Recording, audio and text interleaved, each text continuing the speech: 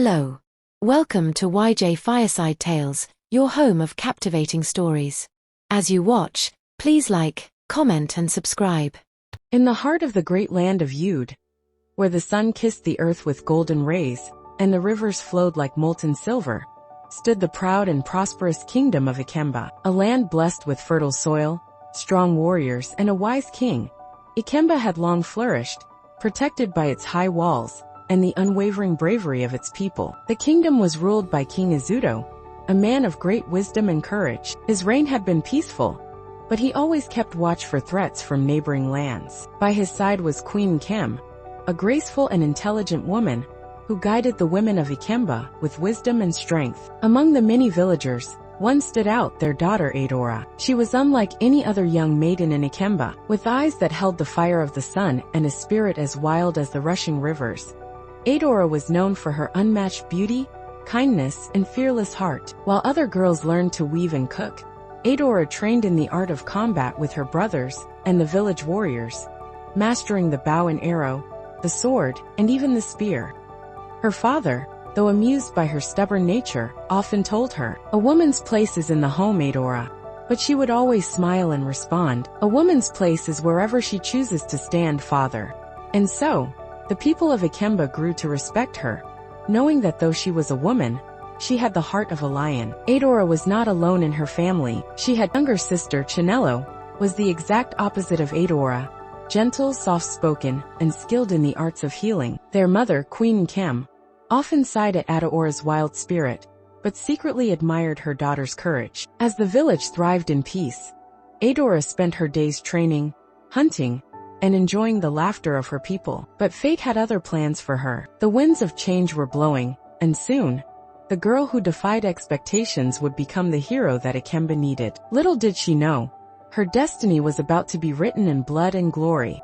In Ikemba, where warriors trained beneath the burning sun, and the winds carried the echoes of their battle cries, there was one name that commanded great respect: Mike. Mike was among Ikemba's strongest warriors. He was tall and broad-shouldered, with skin dark as rich earth and eyes that burned with the fire of 1,000 battles. He was known for his unmatched skill with the spear and his sharp mind, making him not just a warrior, but a leader among his peers. For years he had watched Adaora from a distance. Unlike the other maidens, she did not shy away from combat. She moved with the grace of a lioness, and fought with the fierceness of a warrior. Her laughter was like the ringing of a bell, and her eyes held a fire that no man in Ikemba had ever seen before. Adaora too had noticed Mike. She admired his strength, his unwavering loyalty to Ikemba, and the way he treated everyone with respect. Many women in the village longed for him, but he never showed interest in any of them. One fateful afternoon, during a training session at the warriors' grounds,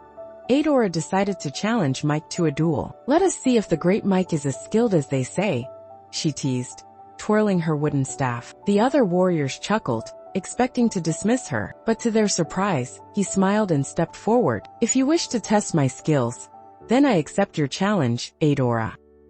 The duel began, and the warriors gathered around to watch. Adaora was swift, dodging his strikes with the agility of a panther. Mike, though powerful, was careful not to use his full strength against her. Blow after blow, they moved in perfect harmony, their bodies locked in a dance of battle. But Adaora was not just skilled, she was clever. She feigned an attack, causing Mike to shift his balance. In that moment, she swept his legs from beneath him, sending him crashing to the ground. The warriors erupted in laughter and cheers. Mike, stunned for a moment, stared up at her before breaking into a deep, hearty laugh. "You are full of surprises, Adaora," he said, getting to his feet. "No woman has ever defeated me in a combat."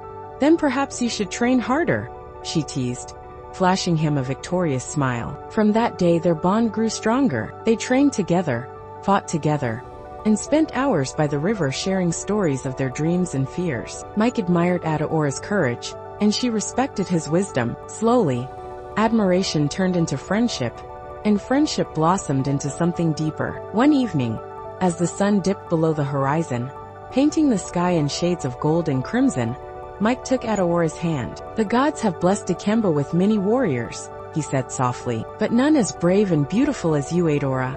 Her heart pounded in her chest, but she held his gaze. "And none as honorable and strong as you, Mike." In that moment, beneath the twilight sky, they both knew they were meant for each other. But their love story would not be an easy one. For dark times loomed over Ikemba. The peace they had known would soon be shattered, and their love would be tested in the fires of war. The sun shone brightly over Ikemba, its golden rays reflecting on the shimmering waters of the Nkiri River, the lifeblood of the kingdom. The river was sacred to the people, providing them with water, fish, and a place of cleansing. But on one fateful morning, something extraordinary was discovered, something that would change the fate of Ikemba forever. It was the season of harvest, and the villagers worked tirelessly in the fields. Adaora, as always, was training with Mike near the riverbank when they heard loud shouts from the water. "Come quickly! You must see this." Curious, Adaora and Mike ran toward the commotion. A group of young fishermen stood in the shallow waters, pointing at something beneath the surface. One of them, a boy named Chitty, held a strange object in his hands. It was a stone, unlike any they had ever seen, large, smooth, and glowing faintly in the sunlight. It had the color of deep blue mixed with streaks of gold, almost as if the gods had painted the heavens onto its surface. "What kind of stone is this?" Adaora asked, stepping closer. "I do not know," Chitty replied, his voice filled with awe. "It was buried beneath the riverbed. When my net got stuck, I dug into the mud, and this was what I saw." The villagers whispered among themselves. The elders were summoned, and soon, the news reached the palace. King Izuto and Queen Ikemba arrived at the river, accompanied by the kingdom's high priest, Dibio Okoro. The priest took the stone into his hands and closed his eyes, as if listening to the whispers of the spirits. After a long silence, he opened his eyes and spoke. "This is no ordinary stone. It is a gift from the gods, a symbol of prosperity and protection. Legends speak of a stone hidden beneath our waters, one that would bring great fortune, but also great danger. Ikemba is blessed, but we must be vigilant, for where there is wealth, there is also envy." The king, though wise, could not ignore the potential danger the stone could bring. But he also knew that such a treasure could strengthen Ikemba, making it one of the most powerful kingdoms in the region. "We shall keep this stone in the palace," he declared. "It will be a symbol of our strength, and each year, we shall hold a festival to honor its discovery." The villagers cheered, excited by the king's words. But as Adaora looked at the stone, a strange feeling settled in her heart, a feeling that this discovery was only the beginning of something far greater, and perhaps far more dangerous. She was right, for far beyond the borders of Ikemba, in the kingdom of Abiri, spies had already begun to whisper, and soon the storm of war would come. The discovery of the mysterious blue and gold stone had changed the fate of Ikemba forever. Weeks had passed since its retrieval from the Nkiri River, and under the watchful eyes of the king and his council, it had been enshrined in the palace's sacred chamber. As King Izuto had decreed, a grand festival would be held every year to honor the gods for this gift. The first festival of the sacred stone was to be the grandest celebration Ikemba had ever seen, and preparations filled every corner of the kingdom. The women of Ikemba spent days preparing colorful woven fabrics, decorating the streets with palm fronds, and cooking the kingdom's finest delicacies. Large clay pots were filled with steaming bowls of yam porridge, roasted meat, and spicy vegetable soups. Music filled the air as drummers practiced their rhythms, preparing to accompany the dancers who would perform during the festival. Adaora, dressed in a flowing indigo gown embroidered with gold, stood by her mother, Queen Ikemba, overseeing the palace decorations. Though she was known for her warrior's heart, Adaora couldn't deny the excitement she felt. "It is beautiful, mother," she admitted as she looked at the grand feast being prepared. The queen smiled. "A celebration like this is needed, my child. It reminds the people of our unity and strength."